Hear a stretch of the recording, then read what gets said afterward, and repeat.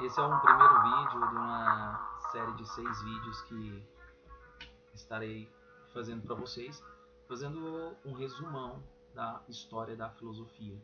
E esse primeiro falarei sobre a filosofia antiga.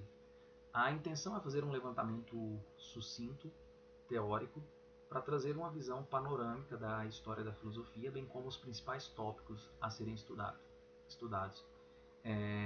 Eu não tenho a intenção de fazer o esgotar de conteúdos, mas apresentá-los de forma panorâmica para que seja aprofundado tanto para o estudo de vestibulares e o próprio Enem, ou também para um conhecimento pessoal, uma satisfação em conhecer a história da formação do pensamento. E para essa formação da história da formação do pensamento humano e aqui o pensamento ocidental em questão, nós temos que entender a filosofia antiga pelo seu nascimento, né? A filosofia antiga no seu lado de origem 6 séculos antes de Cristo, num contexto grego de mitologia. Ou seja, a filosofia nasce em um contexto onde as coisas eram explicadas pela fantasia e ela vem opor o pensamento cosmogônico com o pensamento cosmológico. Ou seja, a elaboração de uma explicação fantasiosa da realidade seja substituída por uma explicação racional da realidade.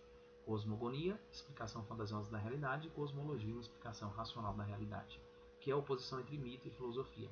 Essa é a forma de entendermos o nascimento da filosofia com os filósofos pré-socráticos, que serão aqueles que farão essa explicação racional da realidade.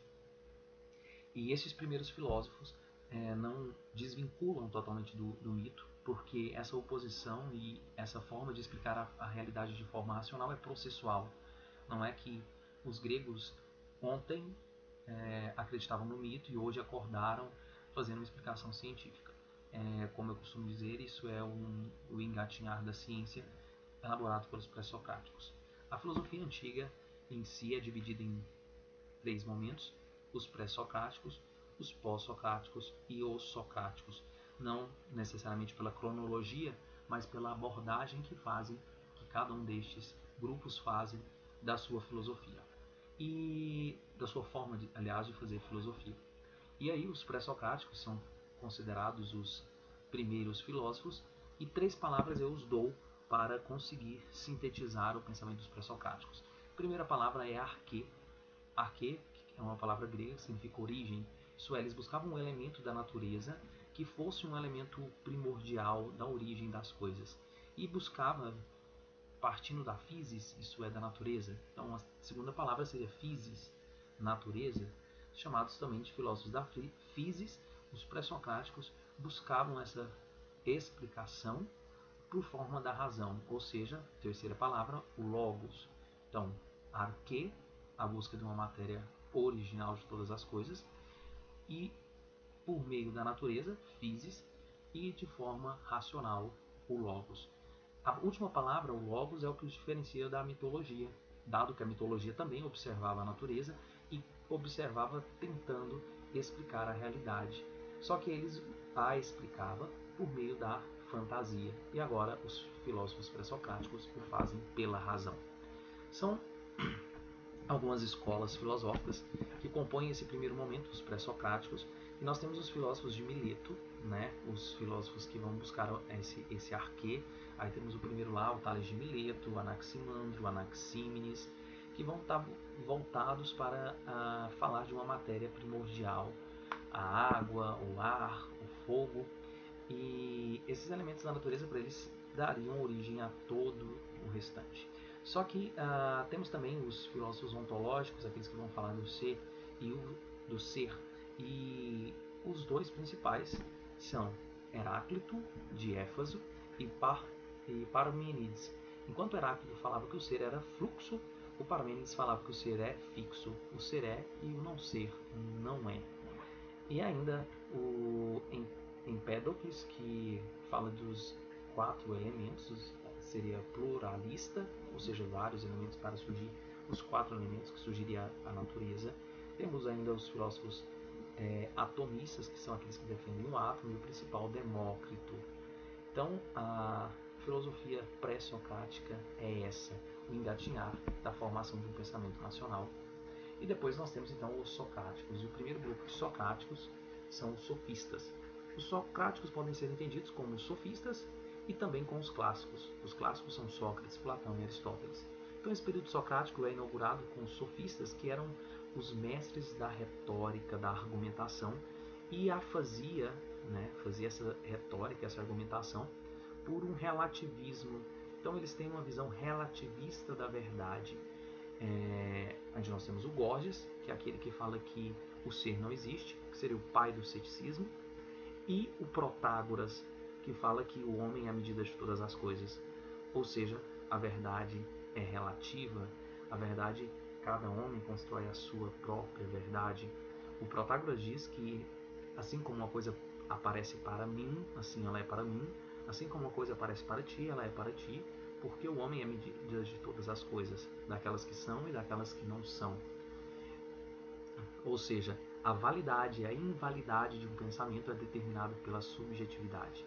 Os sofistas são conhecidos assim como os mestres da retórica, que farão em favor de um relativismo, e por isso que são julgados pelos socráticos, principalmente por Sócrates e Platão, como falsários, como pseudos filósofos, justamente por não buscar uma verdade única e absoluta, como faz os clássicos. Então, para entender a oposição entre Sócrates e os sofistas, uma oposição que aparece bastante aí nas questões de vestibular, a gente tem que entender que enquanto os sofistas defendiam o relativismo, os clássicos, sobretudo Sócrates, Platão, eles buscavam uma verdade única, absoluta. E os sofistas eram uma espécie de professores que cobravam para ensinar. Inclusive, eles aprendiam algo para ensinar esse algo. Eles comercializavam o saber. E aí, por isso que o Sócrates vai acusá-los de prostitutas do conhecimento. Então, agora os três clássicos. Os clássicos, eles vão... os sofistas também já vão pensar o homem, né? A ideia de verdade, uma ideia de episteme. E os clássicos vão fazer uma abordagem do conhecimento lógico, sistemático da natureza humana. Vão buscar fazer uma leitura científica e objetiva das coisas, que vai elaborar com isso uma reflexão moral também. Ou seja, eles vão pensar o homem, a relação do homem com outro homem, a política, o seu comportamento, que seria a ética, e até mesmo uma visão de espiritualidade, buscando essa essência do homem e ainda questionando questões da ética. Os clássicos, eles não são clássicos por acaso, mas eles são imortalizados na história da filosofia, porque serão ponto de partida e até mesmo de crítica de vários outros filósofos que veremos posterior. Principalmente a cristianização do pensamento clássico grego, elaborada pelos filósofos medievais, faz com que estes pensamentos morais e pensamentos políticos se perpetuem durante toda a história da humanidade. E dos clássicos vamos lembrar de Sócrates, e Sócrates é aquele da maiêutica, ou seja, o parir das ideias. Como que é o parir das ideias? Filho de uma parteira e um escultor, Sócrates vai para as ruas de Atenas, após já ter sido engajado na política, na arte, e por ter sido artista também, né? Ele foi escultor, soldado, depois senador, e por fim ele vai para as ruas de Atenas a perambular, a andar, uma espécie de pregador laico, chamando as pessoas a reconhecer a verdade que estaria dentro delas mesmas. Então, o princípio da verdade é um autoconhecimento. Conheça-te a ti mesmo, e conhecendo a ti mesmo, conhecerá os seus limites e o limite da sabedoria. Por isso, só sei que nada sei. Aí, reconhecer o que não sabe é o princípio para aprender algo. E, buscando essa verdade absoluta, fora do relativismo sofista, ele propõe a maiêutica, ou seja, o parir das ideias. Cada um pare as ideias. Como a mãe era parteira, em uma clara referência à sua mãe, ele dá essa palavra maiêutica como o parir das ideias. E fazê-la por forma da ironia. A palavra ironia vem de interrogação, ou seja, uma espécie de dialética pelo debate, que não como o debate erístico dos sofistas, que propunha achar um vencedor do debate, mas um debate dialético que propunha encontrar a verdade do assunto debatido. E nós podemos pensar ainda no que seria a ética para Sócrates. Sócrates fala sobre uma vida não pensada não é digna de ser vivida, ou seja, a vida precisa ser resultante da relação racional, ou seja, o homem precisa pensar o seu comportamento, um racionalismo. E ainda na estética ele fala que o belo é útil, o belo é aquilo que é útil, não é um belo fantasioso ou romântico, o belo depende da utilidade. Na política, temos que entender que Sócrates ele é contra a democracia, ele propõe uma espécie de sofocracia, sofos, sabedoria, cracia, poder, ou seja, o poder da sabedoria. É a sabedoria da coisa que precisa ser sobressair nas decisões para o coletivo. Então, uma política que seja centrada na sabedoria. E o Sócrates, nesses dois pontos de questionar a democracia, ele acredita que, em uma frase dele mesmo, ele fala assim, olha, se o sapato está estragado, a quem eu devo procurar? A um sapateiro, alguém especialista nisso? Por que na democracia nós procuramos qualquer um se o Estado está rasgado e precisa de remendo, precisa de reformas, precisa de organização? Então é preciso que haja um especialista, um sábio sobre o assunto para decidir as coisas no futuro do coletivo. Então Sócrates questiona a religião ateniense, que seria politeísta, e ele fala de uma espécie de um ser superior a qual tudo emana, uma verdade única, simbolizado pelo Sol. Sol esse que Sócrates contemplava como fonte da verdade. E questiona também a política ateniense, e isso incomoda os poderosos, e Sócrates é condenado à morte. Condenado à morte, toma um veneno chamado cicuta e entra para a história. Continuando o seu pensamento, Platão, o seu mais fiel discípulo, agora funda uma escola filosófica chamada Academia. E na Academia, Platão propunha, primeiro ele escreve, ele é o principal escritor sobre Sócrates, né? Sócrates não escreveu nada, tudo que sabemos por meio de Platão, e Platão funda a Academia. Na Academia, Platão propõe ensinar filosofia e matemática para o exercício da cidadania. E aí nós temos duas teorias principais em Platão. A primeira é a teoria das ideias e a segunda é a teoria política, chamada teoria do rei filósofo. Vou falar brevemente sobre cada uma. A filosofia que ele apresenta na teoria das ideias é uma filosofia absolutista dualista, ou seja, existe uma ideia absoluta de todas as coisas que estaria num plano não físico, mas num plano metafísico, que existe antes mesmo do homem existir enquanto matéria no corpo, porque a sua alma já existia nesse plano metafísico, que seria o mundo das ideias, onde as ideias são fixas. A ideia de Parmênides, o ser é e o não ser não é, ou seja, lá tudo é fixo, nada muda, é imutável. E em contrapartida, dualismo a isso, nós temos o plano físico, que é um plano conhecido pela sensibilidade, pela relação corpórea, e esse plano seria o plano enganoso, o mundo que é cópia das ideias.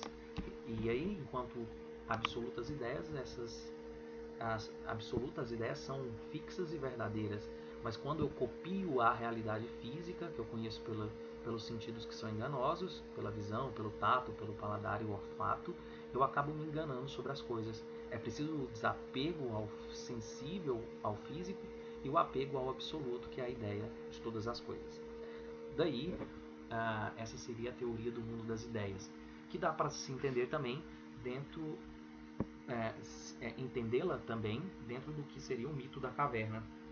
Dentro da caverna nós temos pessoas alienadas que vivem à sombra da realidade, veem a sombra da realidade na parede e a julga como verdade, que seria o homem alienado que vive uma verdade manipulada e está trancafiado no seu egoísmo.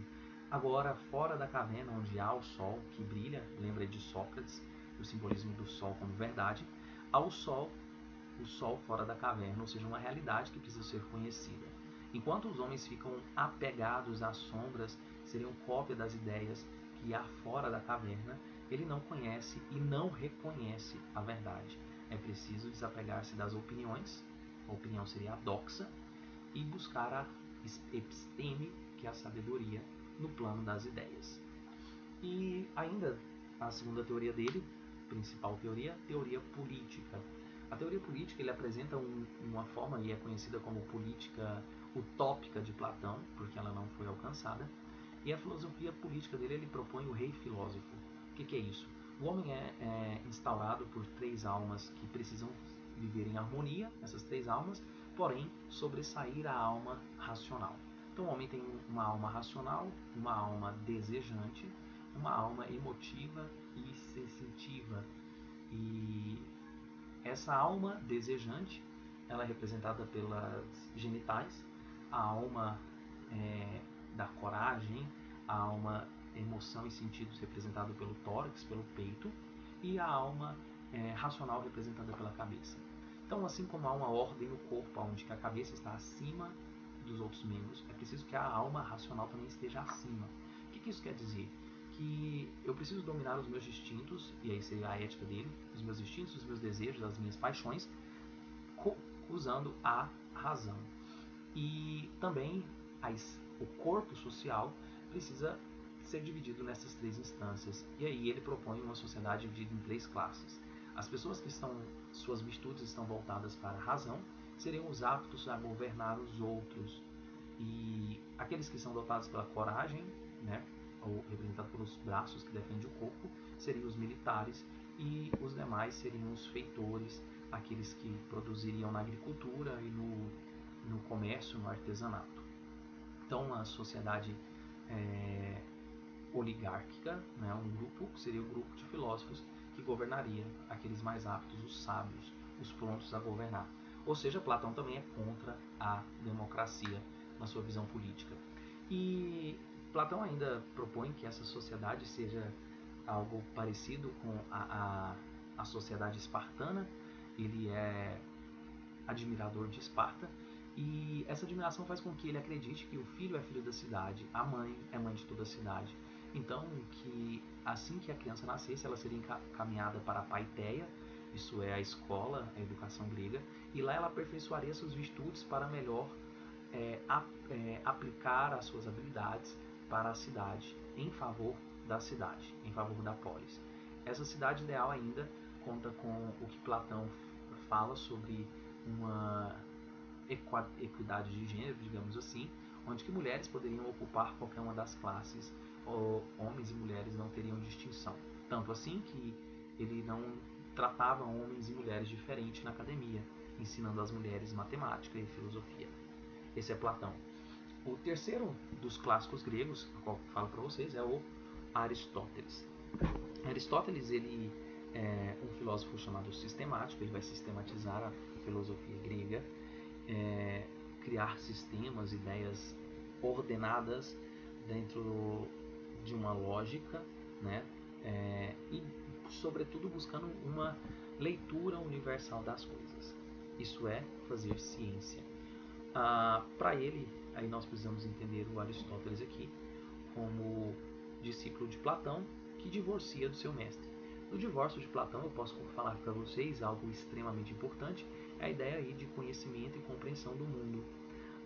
O conhecimento, a episteme, para ele não se faz no desapego das coisas físicas, mas a partir das coisas físicas. Não se faz, como para Platão, abstraindo-se de um mundo inteligível, mas abstrai-se do mundo sensível e cria-se sobre o mundo sensível a sua ideia, ou seja, a razão ela se compreende no conhecimento dos particulares. Partindo das partes, eu concluo o todo. Então eu busco conhecer as partes para entender o todo. Seria a ideia de indução do particular para o universal. Por exemplo, o meu conceito de folha. O que é a folha? Eu formo a partir das folhas que eu conheço. E é a lógica que a ciência caminha até hoje, né? Se essa água ferve a 100 graus, essa outra água ferve a 100 graus, essa outra água ferve a 100 graus, logo todas as águas fervem a 100 graus. Então o Aristóteles ele parte das ciências da natureza e é o primeiro a dividir aí os animais racionais, irracionais e animais e as vidas, aliás, dividir a vida em animal racional, animal irracional e vida vegetativa, as plantas. Ele tem bastante contribuição na escola filosófica que ele funda, chamada Liceu, com as questões também de ciências da natureza, pois eles se tornam ali os bibliotecários do mundo. A intenção era fazer um levantamento teórico, sistematizar, organizar e ordenar o conhecimento das coisas do universo. O universo esse, para ele, que funciona em constante harmonia e necessariamente teria que ter um motor imóvel ao que ele que provocou a todas as coisas. E aí ele resolve o impasse do ser enquanto fixo de Parmênides e o ser enquanto fluxo de Heráclito, falando do conceito de ato e potência. Isso é, ato é o ser na sua instância atual, aquilo que ele é. Ato é o que é. E potência é as potencialidades do ser, ou seja, aquilo que ele pode vir a ser. Por exemplo, em ato tem uma semente, que em potência pode ser um alimento, em potência pode ser um artesanato, em potência pode ser uma outra árvore, né, que ela vindo germinar e se tornar uma árvore.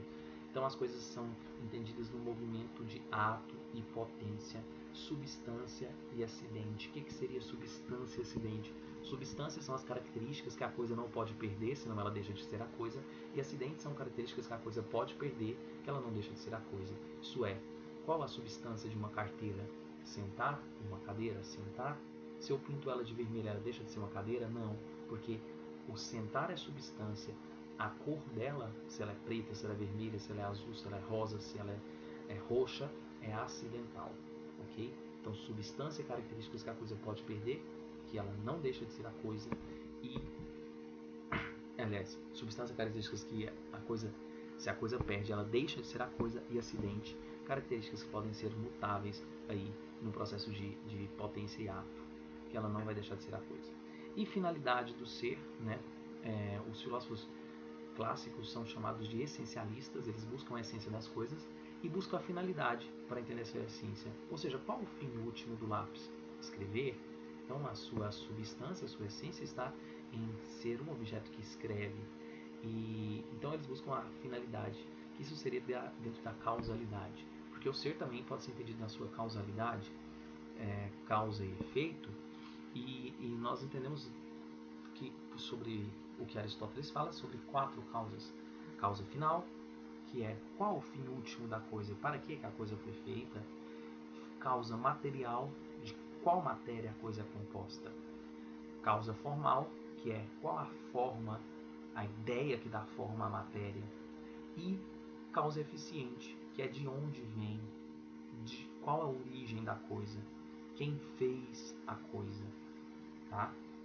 Então, causa material, de que matéria a coisa é feita, causa final, qual a finalidade da coisa, causa eficiente, quem fez a coisa, e causa formal, qual a ideia que dá forma, qual a ideia que dá consistência e objetividade de ser essa coisa. E depois de Aristóteles nós temos a expansão. Aristóteles foi o mestre de Alexandre o Grande, e o Alexandre o Grande domina todo mundo conhecido, sobretudo polis que eram orientais, né?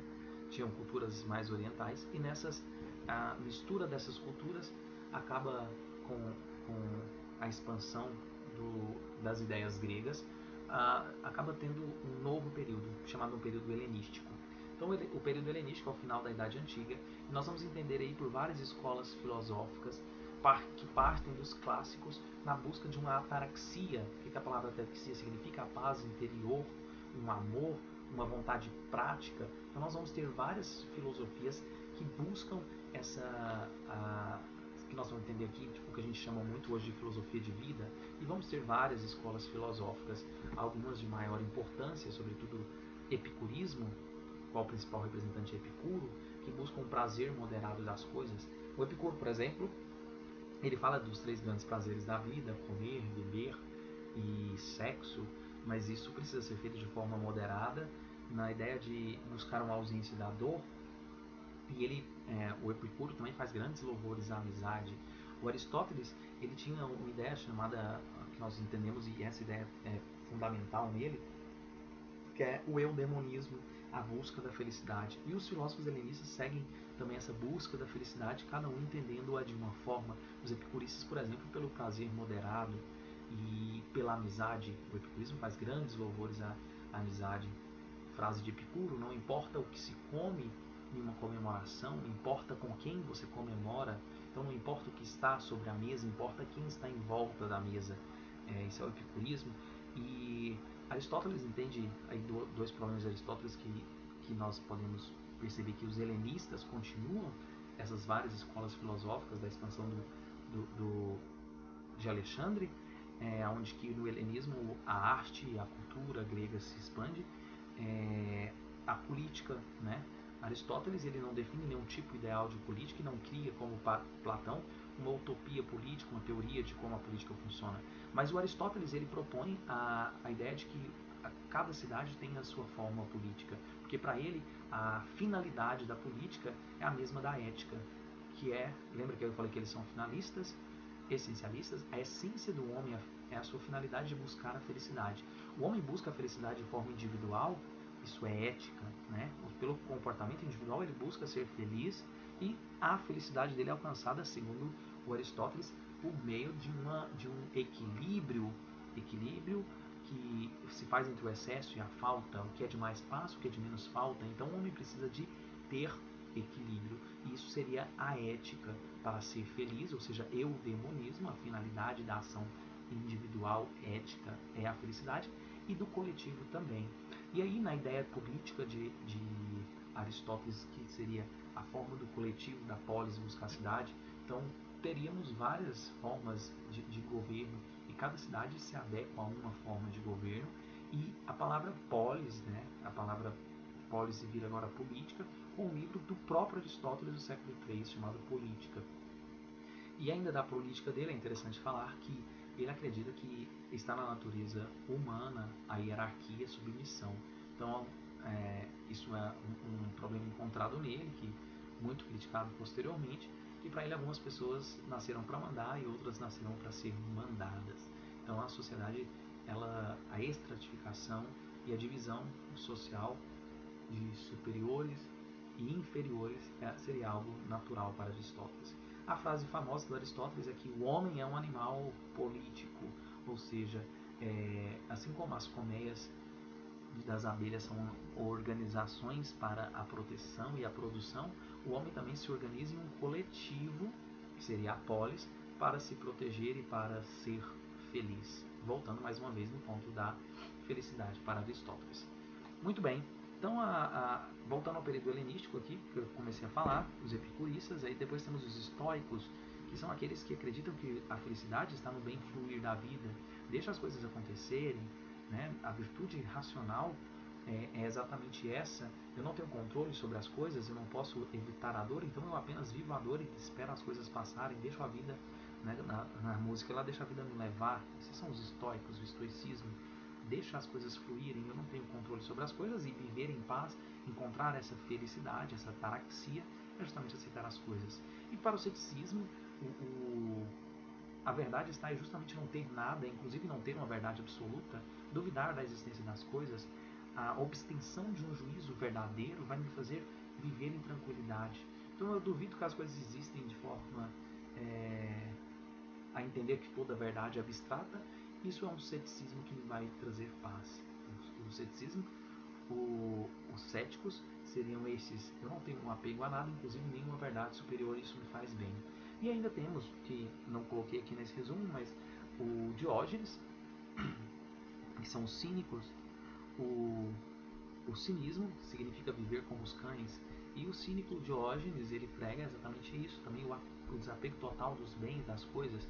Tem uma frase dele que ele diz que a verdadeira felicidade é justamente não ter apego a nada. Tem muito, diz ele, quem se contenta com o pouco que tem. E aí uma vida desprendida, ele vai viver como os cães nas ruas, né? Morando, dormindo num barril, e defendendo essa filosofia de vida. Então percebem que a filosofia helenística ela é marcada por várias buscas por uma felicidade, e a felicidade é um problema central aqui para Aristóteles, dado que a busca de todas as coisas do comportamento individual do homem é ser feliz e do comportamento social do homem, coletivo, é também ser feliz. A ética é uma extensão, se estende para a política, que seria esse eudemonismo, e depois isso, no período helenístico, é encontrado em várias instâncias, várias formas, várias escolas, formando filosofias de vida. E no período de transição aqui ao helenismo, nós vamos ter o neoplatonismo, que é um retorno da filosofia de Platão, falando de um ser superior, um Deus, que nós vamos falar no início do próximo vídeo sobre a filosofia medieval, ok? Meu nome é professor Ítalo Silva e esse foi o primeiro vídeo de resumão sobre filosofia antiga. Tem outros vídeos que eu tenho aqui no meu canal, que eu falo mais aprofundado de alguns filósofos e talvez de forma mais lenta e mais didática, mas esse foi um vídeo criado justamente para ter uma visão panorâmica. É interessante que vocês, a fazerem uma prova, e aqui vai uma dica, vocês identifiquem o filósofo em qual momento da história ele está, qual contexto, tira-o do texto, depois leva para o contexto, depois volta para o texto de novo para conseguir melhor interpretação, ok? Um abraço e até o próximo vídeo, que nós falaremos sobre filosofia medieval.